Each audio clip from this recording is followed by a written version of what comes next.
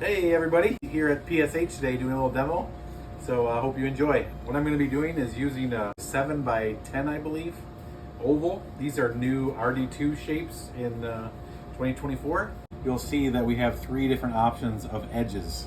So this is what we're using is RD2, which stands for a 2-inch rounded edge. I actually use this to make a pumpkin plate. So usually, you have so many options to make the pieces your own by how you cut on the outside edge. I make a slab that gives me enough space to work, but yet gives me some options to cut the shape at the very end. Make sure that my slab is compressed. I like to use these ribs that have this kind of transitional edge so it doesn't make as many lines. These are made by Mud Tool Cheryl ribs.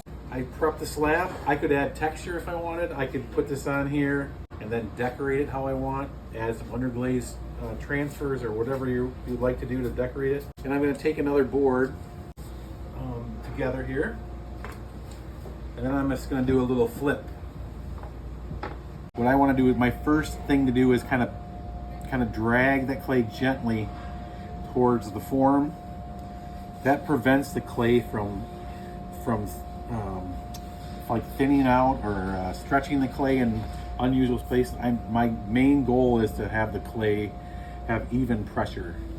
Then I come around with a little more medium pressure, stage 2, and just kind of shape this clay to the form. And then I will compress on this side. I'm gonna kind of make a free form pumpkin. Everybody loves pumpkins, right? Pumpkin spice season. And I just go for it.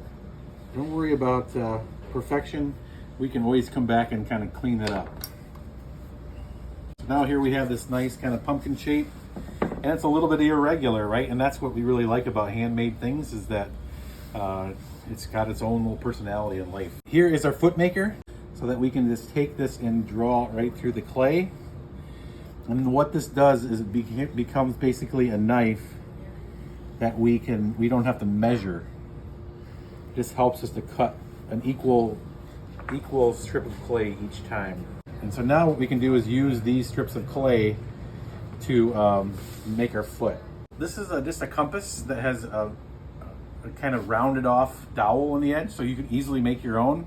We sell these, you can buy them here at PSH.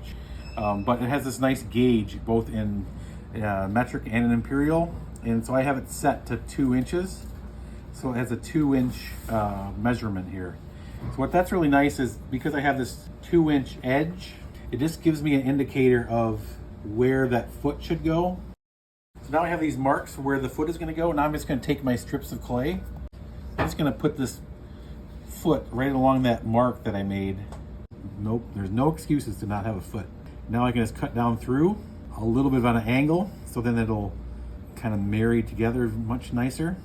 And you can see I don't even really score or slip because the clay is so wet. So now what I do is I take this little, and you can use a little rubber tip, kind of cleanup tool.